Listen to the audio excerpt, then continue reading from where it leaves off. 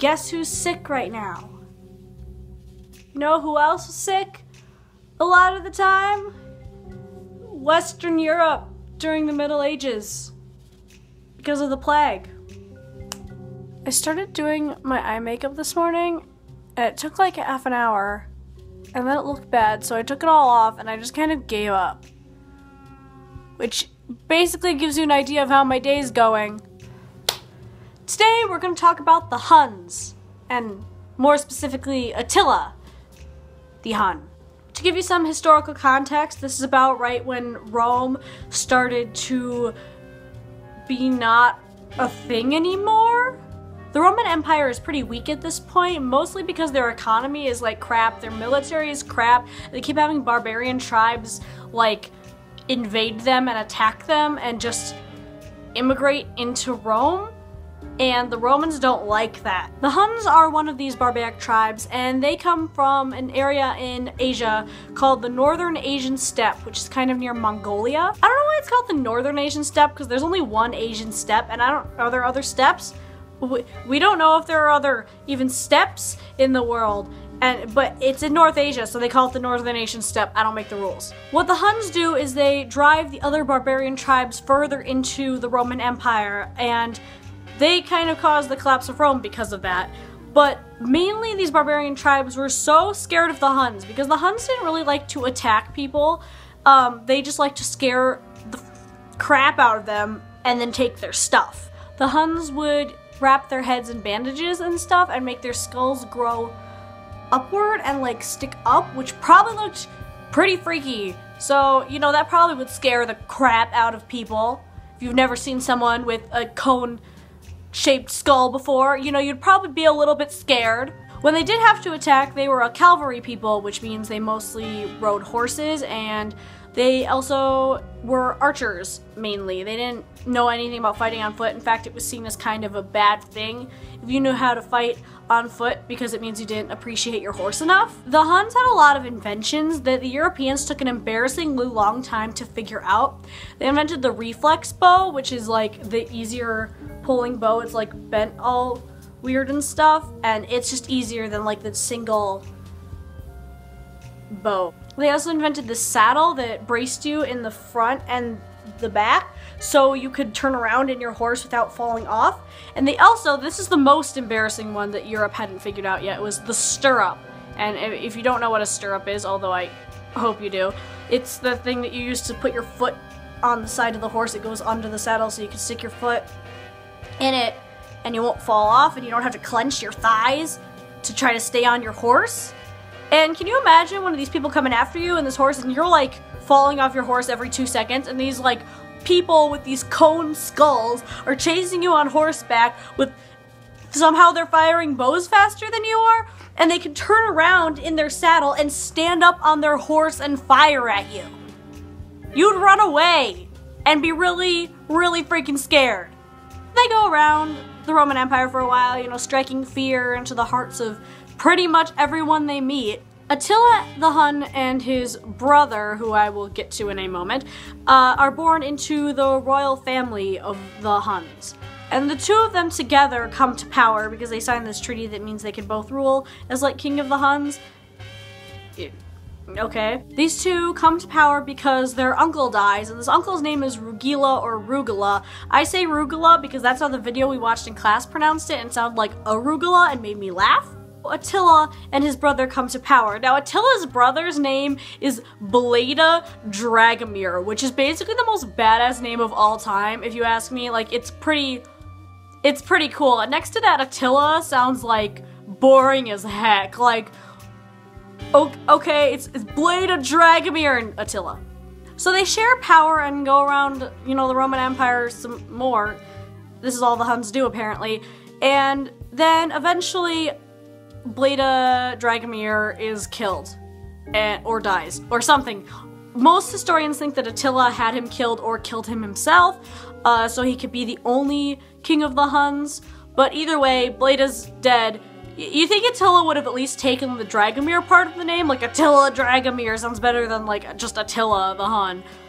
But, you know, he doesn't. He just, Dragomir is laid to rest, okay? And Attila is a very smart man. He starts to organize together all of the smaller clans of the Huns into one organized, massive tribe. And they start to just totally ransack everything. Their military is highly evolved. Rome's on its decline, so their military is not very top-notch, and compared to them, like, Attila's army is like crazy amazing, and there's so many Huns. There are so many freaking Huns. I cannot even explain this to you. There's so many of them. Attila starts expanding his empire, and it's called the Hunnic Empire. They're mostly located in what is now Hungary. Fun fact, the Huns aren't actually called the Huns because they're from Hungary, and Hungary isn't called Hungary because the Huns live there. They're completely, have nothing to do with each other. One's just the Huns, and then they're in Hungary. But there's no connection between that, which is really weird. So Attila realizes that there's probably more wealth in the capitals because, they're raiding these villages every year, and, they're not getting a good supply up before he raids them again. So Attila decides he wants to go invade Rome, which is the capital of the Western Roman Empire. There's also the Eastern, which the capital is Constantinople. But he decides he wants to go invade Western Rome. So, he's sacking his way through, like, different parts of Europe. Attila decides he wants to go invade Rome, the capital. Flash to Rome and the royal palace. The emperor at the time is Emperor Valentinian, and he has this older sister named Honoria. And Honoria is pretty cool. Like, she has control of her life. She knows what she is doing. And accounts differ whether she seduced her servant or she's actually in love with her servant. But either way, Honoria gets pregnant by one of her servants. And her brother Valentinian is like, "No, girl, you can't do that." And Honoria's like, "Why not?" And then Valentinian's like, "You gotta do what I say." So he arranges a marriage with this Roman general who probably won't use his power to take the throne, like probably won't use the marriage with Honoria to take the throne. So he gets this general to marry Honoria. Honoria is so freaked out, she writes a letter to the only man that she thinks can help her, which is Attila the Hun. And she attaches a ring to this letter that she writes, and Attila gets it. And he thinks that the ring is a marriage proposal to him, when really she was just asking for help. No one's really sure if she did propose marriage or not. But either way, this gives Attila the excuse that he wanted to go to Rome. And so he writes a letter to Valentinian saying, "Hey, your sister and I are getting married. I want half of the Western Roman Empire as her dowry." And Valentinian's pretty freaked out, and he writes a letter back that essentially adds up to like, "Psh, women, haha, what a joke." And Attila gets pissed because he thinks that this marriage is like legitimate. So he basically goes and tries to attack Rome. So he's sacking his way through the northern part of Italy and like just completely decimating all of these villages and stuff, right? And everyone is really freaked out. And eventually, this Roman general named Aetius, who it turns out was like bros with Arugula when they were kids because he like lived with the Huns. Okay. And so Aetius knows all of the secrets of the Huns because he lived with them, so he knows all of their battle strategies and all of their weaponry, and he's probably told everyone what a stirrup is by this point. And he decides to take the really ragtag Roman military and go and fight Attila the Hun and his massive Hun army. And he gets all of the barbarian tribe allies of the Roman Empire to go and help him with this because they all hate Attila too because he's like killing them and crap. And Attila gets some of his allies, but he has less allies than the Romans do. And eventually they're pretty evenly matched. There's probably still more Huns. No one really knows exactly how many people there were. And Aetius doesn't necessarily win, but they're both extreme losses on the side of the Huns and the Romans. And eventually Aetius and his weirdo army drive the Huns back, which is, you know, a feat. That's a pretty big deal. It's Attila's first major defeat. We call this the Battle of the Catalonian Plains, which gets kind of confusing because there's multiple battles of the Catalonian Plains. It's also known as the Battle of Chalons, or Chalons if you're American. Chalons. So, you know, Attila retreats and he's pretty bummed out that, like, you know, he got defeated or whatever. But then he's like, I'm gonna go to Rome anyways. So Attila decides to go through the southern part of the Western Roman Empire instead of the north. And he makes his way down to Rome from there. And Rome decides to send out Pope Leo I as an emissary to try to get Attila to, like, leave them the heck alone. And somehow it works. And Attila leaves and goes back to Hungary for you know, a little bit. All of this goes down in Christian writing as, you know, the Pope talked to him about God, like God's gonna smite you if you don't leave Rome alone. But what probably really happened is that all the generals who Rome had sent to talk to Attila before had just threatened to like kill him, even though Attila was just like, whatever, I can just kill all you guys. But Pope Leo probably paid him, which is what Attila wanted in the first place from Rome, was money. So, you know, the Pope pays him and he leaves. Like, it's just logical, right? But this is also very interesting because it's the first time the Pope is given more power than a regular bishop. Before this, the Pope is a regular bishop, but after this, you start to see the rise of the Pope, and the church starts to become more like a government system, and this is the first time you really get to see the Pope's power. So Attila goes and stays in Hungary for a little bit, you know, and he just stays there for a little bit. He has enough money to support himself, you know, for a year or two. But then he decides he wants to go attack Constantinople, the jewel of the East. And so he heads down through there, and they're at the walls of Constantinople with their, you know, freaking battering ram and crap. They're about to get through the walls. Everyone inside is like pooping their pants because they're all gonna get killed by Attila the Hun. And Attila decides to stop and get married. And you know, he's not young at this point, so he's getting married again. He's been married multiple times.